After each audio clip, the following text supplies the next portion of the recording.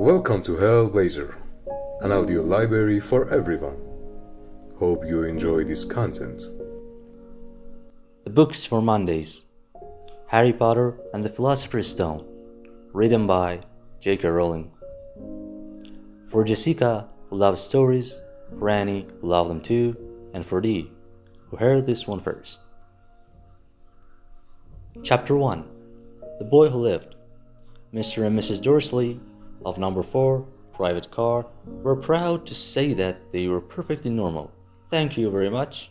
They were the last people you'd expect to be involved in anything strange or mysterious, because they just didn't hold with such nonsense. Mr. Dursley was the director of a firm called Gronin's, which made drills. He was a big, beefy man with hardly any neck, although he did have a very large mustache. Mrs. Dursley was thin and blonde and had nearly twice the usual amount of neck, which came in very useful as she spent so much of her time craning over garden fences, spying on the neighbors. The Dursleys had a small son called Dudley, and in their opinion, there was no finer boy anywhere. The Dudleys had everything they wanted, but they also had a secret, and their greatest fear was that somebody would discover it. They didn't think they could bear it if anyone found out about the Potters. Mrs. Potter was Mrs. Dursley's sister, but they hadn't met for several years. In fact, Mrs. Dursley pretended she didn't have a sister, because her sister and her good-for-nothing husband were as un-Dursleyish as it was possible to be.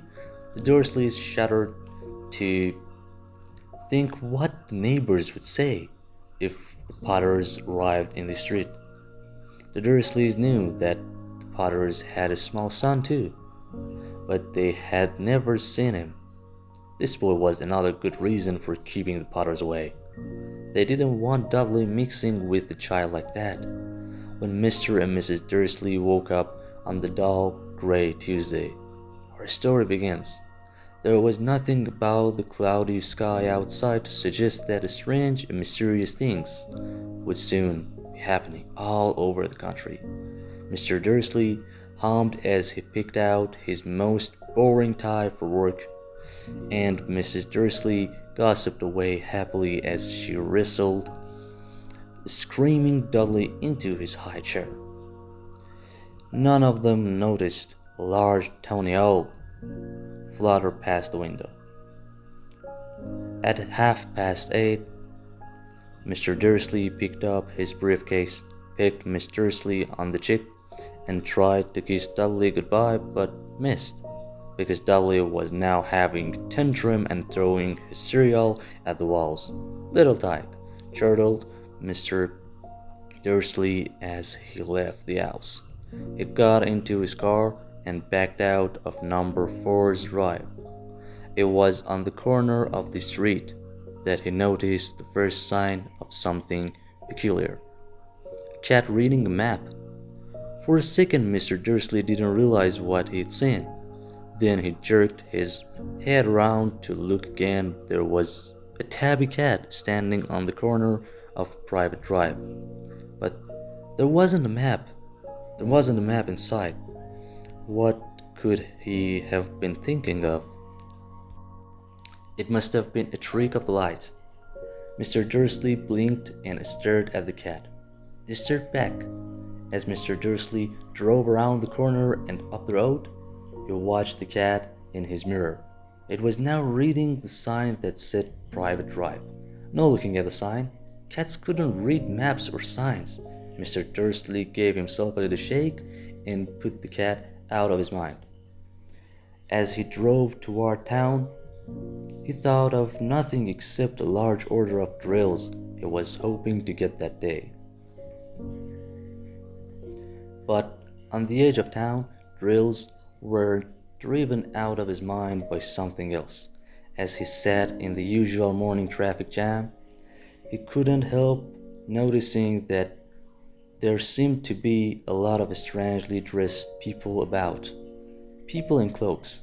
Mr. Dursley couldn't bear people who dressed in funny clothes. The get-ups you saw on young people. He supposed this was some stupid new fashion. He drummed his fingers on the steering wheel, and his eyes fell on a huddle of these weirdos standing quite close by. They were whispering excitedly together. Mr. Dursley was enraged to see that a couple of them weren't young at all. Why that man had to be older than he was, and wearing an emerald green cloak. The nerve of him.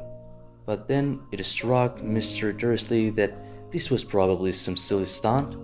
These people were obviously collecting for something. Yes, that would be it. The traffic moved on, and a few minutes later, Mr. Dursley arrived in the Groening's parking lot. His mind back on rails. Mr. Dursley always sat with his back to the window in his office, on the ninth floor. If he hadn't, he might have found it harder to concentrate on drills that morning.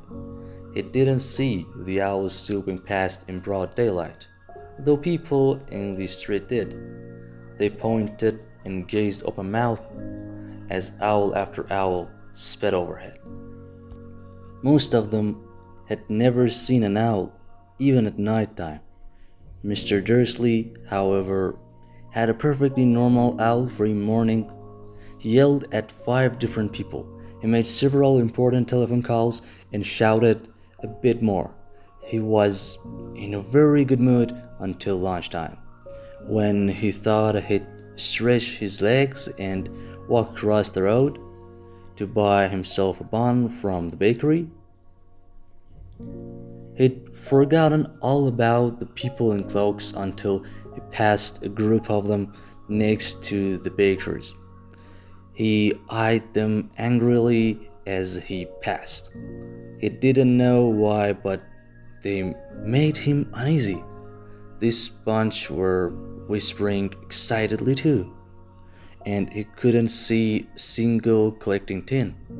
It was on his way back past them, clutching a large donut in a bag, that he caught a few words of what they were saying.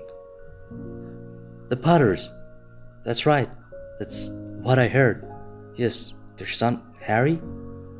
Mr. Dursley stopped dead. Fear flooded him. He looked back at the whisperers as if he wanted to say something to them, but thought better of it. He dashed back across the road, hurried up to his office, snapped at his secretary not to disturb him, seized his telephone, and had almost finished dialing his home number when he changed his mind. He put the receiver back down and stroked his mustache, thinking, no, he was being stupid. Potter wasn't such an unusual name. He was sure there were lots of people called Potter who had a son called Harry. Come to think of it, he wasn't even sure his nephew was called Harry. He'd never even seen the boy. It might have been Harvey or Harold. There was no point in worrying Mrs. Dursley. She always got so upset at any mention of her sister. He didn't blame her if he had had a sister like that. But all the same, those people in cloaks. Thanks for watching.